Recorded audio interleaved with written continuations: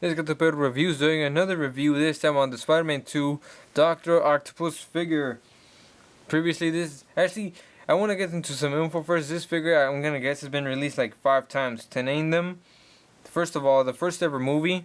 Then I got released in the Spider-Man Origins 2-pack in a face-off with a superposable also Spider-Man.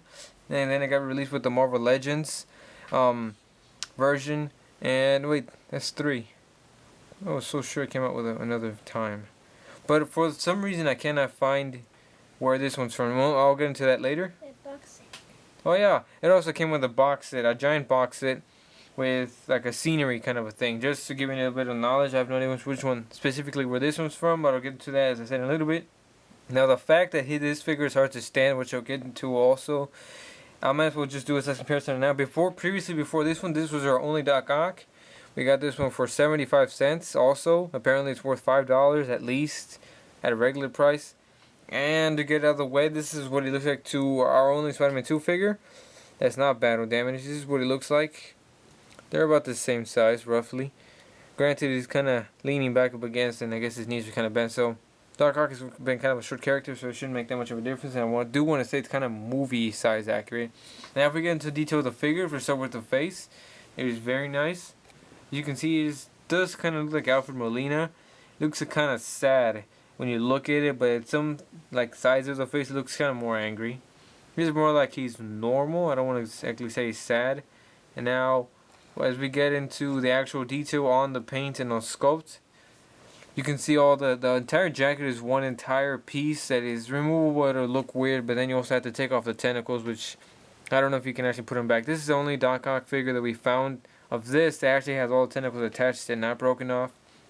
You can see the girdle, I guess it's called, attached to his stomach.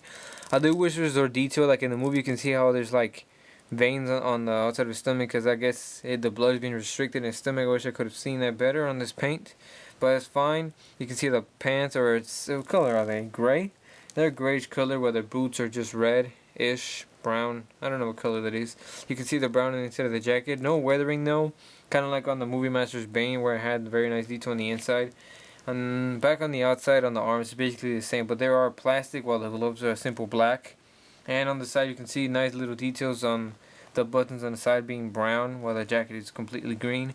On the tentacles though, you can see the silver is mostly on the 3 sides of the tentacles, while the other side is like yellowish gold brown. Now my problem, I can't figure out where this Doc-Ock is from specifically, is that the tentacles are all painted a blue and a yellow, while original and repainted ones have been either a bluish purple with red in the center, signifying the little lights that are on the inside of the movie. That's my only gripe, knowing, well, not a gripe on the actual figure, but knowing where he's from. The details on the back, where you can see where the tentacles should stick out, is all ripped on the inside of it. Very nice. And as we get into the articulation, it's actually very interesting. He has 2 joints in the neck, I want to say. Is that what he has? Yeah, he does. He has 2 different neck joints, but mostly the head moves side to side. You can't really move the other one. One thing I have yet to see anyone comment is the fact he does have an armpit joint. When you open up the jacket, it's right there, and you move it, it goes in and out right there. So that's pretty interesting to allow more articulation with the hindering of the jacket. His arms go up and down, in and out. He has bicep articulation, double jointed elbows. He has wrists that go side to side, no form, and hands that clamp up and down. He has no waist, no torso because of the sculpt of the girdle. He has teachers go up and down, kind of very loose. He has double jointed knees, kind of also very loose. And it's his shin calf rotation at the bottom, but cut where the pants are still sculpted. And then he has feet to pivot up and down, and ankle pivot that are also very loose. I don't know if that's the fact that the sculpt has been reused many times, or just the fact that it was been like that. If you know, if you have original figure, and also he'd like to let me know.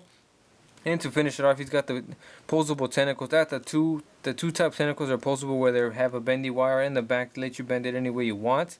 And then at the tip of it has tentacles, that pincers or fingers that have 2 points in each one.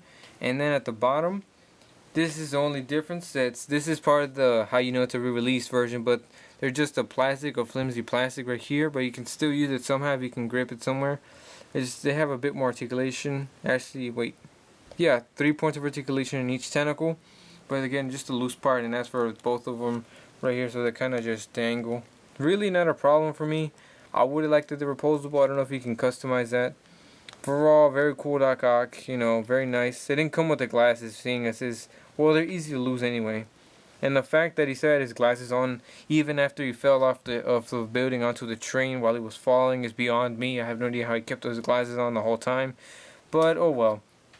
This has been a review from Gato and Perro, and this time we'll see you next time. Wait, I said next time twice?